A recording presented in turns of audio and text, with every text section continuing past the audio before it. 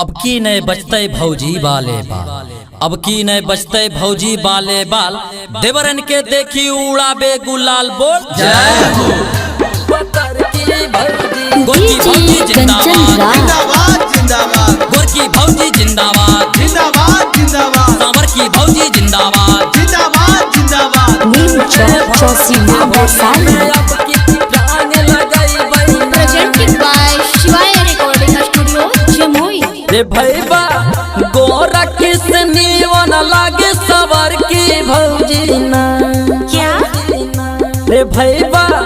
गोरा किसनी वन लागे सवार की भौजी ना, रे भैया मोटा किसनी वन लागे पकड़ की भौजी ना, रे भैया मोटा किसनी वन लागे पकड़ की भौजी ना, रे भैया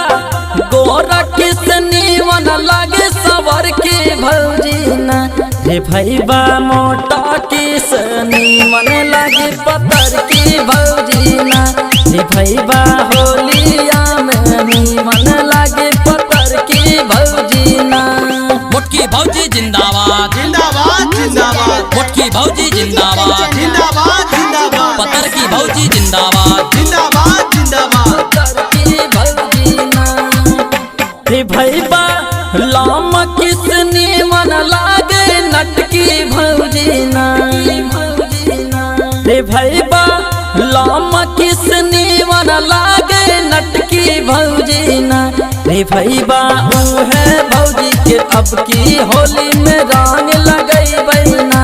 रे भैया ऊ है भौजी के होली में अब की रंग लगई बैना, रे भैया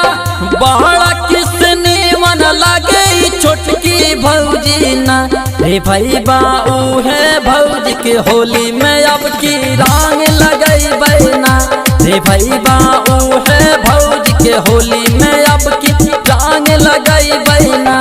नहीं की भौजी जिंदाबाद जिंदाबाद जिंदाबाद, पूरन की भौजी जिंदाबाद जिंदाबाद जिंदाबाद। वैशाली। ऊ है भौजी के होली में अब की रंग लगई बैना, रे भैया नाई किसनी मन लागे पूरन की भौजी ना, पूरन की भौजी, रे भैया नाई किसनी मन लागे पूरन की भौजी ना, रे भैया ऊ है भौजी के होली में अब की रंग लगई बैना, रे भैया ऊ है भौजी के होली में अब की रंग लगई बैना, रे भैया नाई किसनी मन लागे पूरन की भौजी ना, रे भैया ऊ है भौजी के होली में अब की रंग लगई बैना, रे भैया ऊ है